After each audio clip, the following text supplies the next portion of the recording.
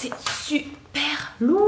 Hello hello, on se retrouve aujourd'hui dans cette nouvelle vidéo. Je vais vous présenter pour cette première vidéo de l'année. Je l'avais déjà fait l'année dernière et j'adore ce genre de vidéo, je pense que vous aussi. Mes favoris de l'année 2018. Donc écoutez, c'est parti. Avant de commencer, je voulais quand même juste vous dire un grand merci parce qu'on est de plus en plus nombreux sur cette chaîne. Merci pour vos likes, pour vos commentaires, pour votre soutien, pour vos abonnements. Voilà, juste un grand merci et je vais essayer de faire encore mieux pour cette année 2019. Donc voilà, on commence avec cette vidéo, c'est parti. Toutes les questions de ce tag entre guillemets sont dans la barre d'infos comme l'année dernière. Donc si vous avez envie de le reproduire sur votre chaîne, n'hésitez pas. On va commencer tout de suite avec mon démaquillant de l'année et voilà, je vais pas m'attarder dessus puisque j'ai pas de grands changements par rapport à l'année dernière. C'est le baume démaquillant de chez Clinique. Voilà, vous le savez, c'est mon favori. Je pense que voilà, c'est celui-là que j'ai dû vous présenter l'année dernière. Je devais l'avoir testé depuis pas longtemps, il me semble. Dans tous les cas, pour cette année, c'est clairement voilà, mon démaquillant favori. Voilà, il est indétrônable. Clairement, il est indétrônable ce démaquillant. Je l'adore. C'est le troisième pot que je rachète et je pense que voilà, je trouverai pas mieux. En tout cas, pour l'instant, j'ai pas trouvé mieux. Je le surkiffe. Voilà, c'est tout. Si vous cherchez un démaquillant du style huile, le baume de chez Clinique, pour moi, il est encore mieux qu'une huile. Voilà, il est juste génial. Deuxième question, mon meilleur fond de teint de l'année. C'est le Huda Beauty. Aucun ne l'a détrôné cette année. Cela dit, j'ai trouvé un très bon dupe et c'est celui de chez NYX. Voilà, le Can't Stop Won't Stop. Attention, si vous avez la peau sèche, c'est pas forcément un fond de teint qui vous conviendra. Par contre, moi, ayant changé de routine soin, qui était plus adapté du coup à ma peau, je me suis rendu compte que voilà, pour les peaux mixtes à grasse, il était vraiment super. Moi je vous avais dit qu'il m'a séché la peau, mais c'était voilà, comme je vous disais, ma routine soin en fait qui n'était pas forcément adaptée. Depuis que je l'ai changé, ma peau va mieux et en plus de ça, je supporte beaucoup mieux le fond de teint NYX. Voilà, donc vraiment pour moi c'est un très bon dupe du Huda Beauty à petit prix. Il est un petit peu moins bien selon moi. Pourquoi? Parce que il va avoir quand même plus tendance à sécher la peau, ça là-dessus par contre voilà. Et en plus de ça, la tenue est un petit peu moins bonne, je trouve, que le Huda Beauty. Mais voilà, franchement, pour la différence de prix, n'hésitez pas à vous pencher sur celui-là si votre budget ne vous permet pas d'acheter le Huda Beauty. Ensuite, on va passer à l'anti-cerne, donc mon meilleur anti-cerne de l'année. J'en ai eu deux gros coups de cœur. Je peux pas vous présenter qu'un produit à chaque fois, hein. Vous commencez à me connaître, voilà, c'est trop dur. J'ai eu deux coups de cœur cette année. Donc le premier, c'est le Born This Way de chez Too Faced. Voilà, le nouveau, hein, le Multi-Using Sculpting Concealer. Voilà, donc c'est le grand format, pas celui qu'ils avaient fait avant. Je vérifie que ça filme. Pas celui qu'ils avaient fait avant, donc le tout dernier de chez Too Faced. Je le trouve absolument génial. Rien que la contenance, déjà voilà, par rapport au prix, pour moi c'est un bon rapport qualité-prix très clairement. En plus de ça, il est hyper couvrant, il ne file pas dans les plis, il est hydratant, enfin bref, voilà, j'adore cet anti-cerne qui est pour moi aussi bien que le fond de teint que j'adore aussi. Je le glisse au passage, mais voilà, celui-là je vous l'ai présenté 1 million de fois dans mes favoris. Dans tous les cas, voilà, le Born This Way de chez Too Faced, clairement. Voilà, je l'adore. Le deuxième anti-cerne que j'ai énormément utilisé et pour lequel j'ai eu un énorme coup de cœur cette année, c'est un anti-cerne de chez MAC que je n'ai plus en ma possession puisque c'était l'anti-cerne que j'ai utilisé. Je veux parler trop vite. Puisque c'est l'anti-cerne que j'ai utilisé tout l'été, je ne l'ai pas terminé parce qu'il n'était plus à ma teinte tout simplement, parce qu'après le bronzage s'en va très très vite, n'est-ce pas? Mais ne vous inquiétez pas, je ne l'ai pas jeté, il n'est pas en train de moisir dans un placard puisque je l'ai donné à ma maman qui a une carnation de peau légèrement plus foncée que la mienne. En fait, sa carnation d'hiver, c'est ma carnation d'été et qui est ravie d'utiliser cet anti-cerne. Donc voilà, petite info. Voilà, cet anti-cerne là, je vous en ai parlé dans les favoris, c'est juste une tuerie. Si vous voulez un anti-cerne léger et hyper couvrant, mais foncez sur celui-là, vous allez l'adorer. La quatrième question, ah oui, la meilleure marque à petit prix. Donc pour moi, la meilleure marque à petit prix, ça reste NYX. Voilà, encore une fois, cette année, elle n'a pas été détrônée. Voilà, si j'ai envie d'acheter quelque chose et que j'ai pas envie de mettre cher mais que je sais que je veux de la qualité, bah je vais chez NYX, très clairement je vais chez NYX. Voilà, si vous avez d'autres marques à petit prix que vous adorez, n'hésitez pas à me les citer en commentaire. Après il y a d'autres marques que j'aime beaucoup de grande surface par exemple, comme L'Oréal, Revlon, etc. Mais voilà, le meilleur rapport qualité-prix, voilà, le meilleur make-up rapport qualité-prix petit prix, oula je me mélange les pinceaux dans ma phrase. Pour moi, la meilleure marque à petit prix, ça restera NYX parce qu'il y a de l'innovation, parce qu'il y a de la qualité de produit, voilà. Ok, cinquième question, le meilleur bronzer de l'année. Alors, le meilleur bronzer de l'année pour moi, comme l'année dernière, ça va pas changer, c'est le Fantastic Bronzer. Il n'a pas été détrôné pour le moment.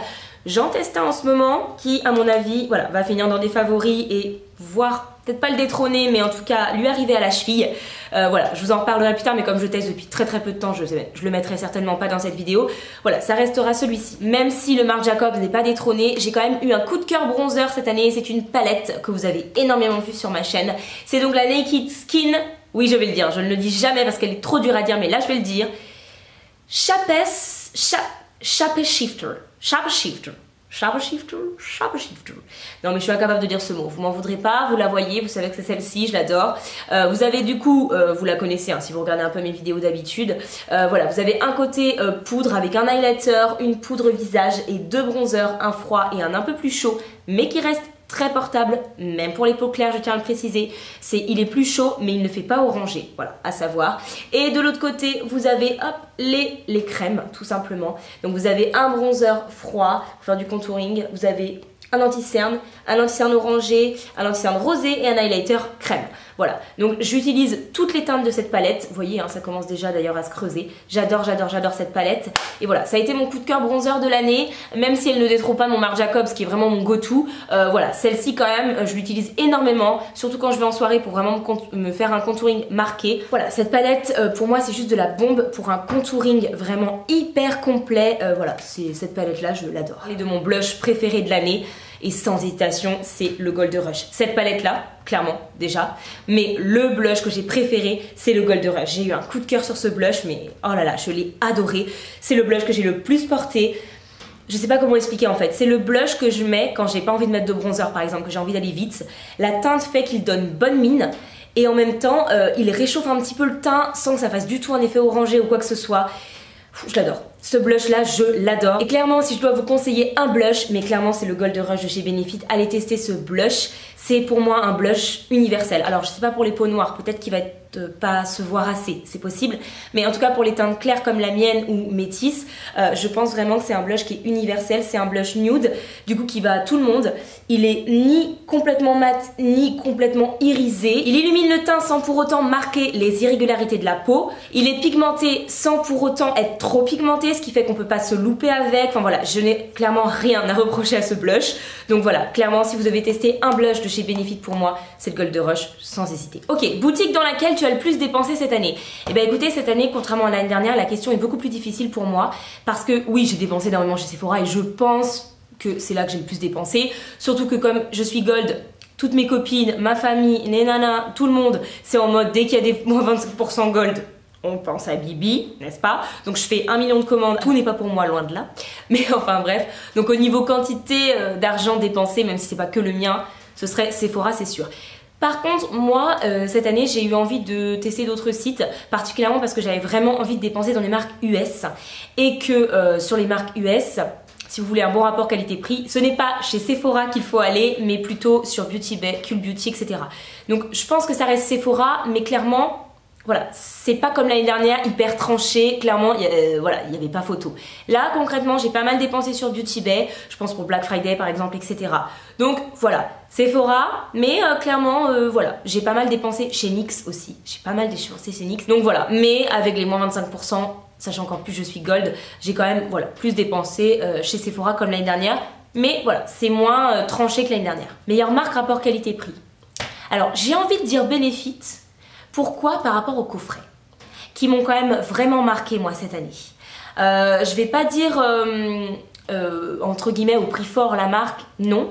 Par contre, pour moi ça reste NYX, sinon, voilà.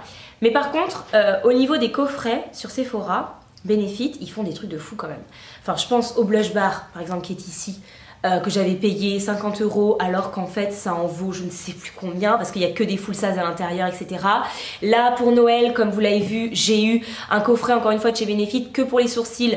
Il y avait 142 € de produits, ma mère l'a eu pour 50 €. Mais bref, non, tout ça pour dire que vraiment au niveau des coffrets, c'est Benefit qui m'a le plus fait halluciner cette année au niveau rapport qualité-prix, au niveau entre guillemets promotion sur leurs coffrets, parce qu'ils les vendaient à ce prix-là, hein. Mais vraiment, ouais, voilà. Moi, c'est les coffrets de chez Benefit cette année au niveau rapport qualité-prix qui m'ont le plus interpellé et le plus donné envie. Alors, c'est possible que comme l'année dernière, cette vidéo soit beaucoup trop longue et à mon avis, elle l'est. Donc voilà, si c'est le cas, je vais m'arrêter ici pour la première partie. Vous aurez évidemment la deuxième partie de cette vidéo. Donc je vous dis à très vite pour la partie 2 des Beauty Awards 2018. Voilà, moi je vous souhaite encore une fois une très bonne année 2019. On se revoit très vite. Bye!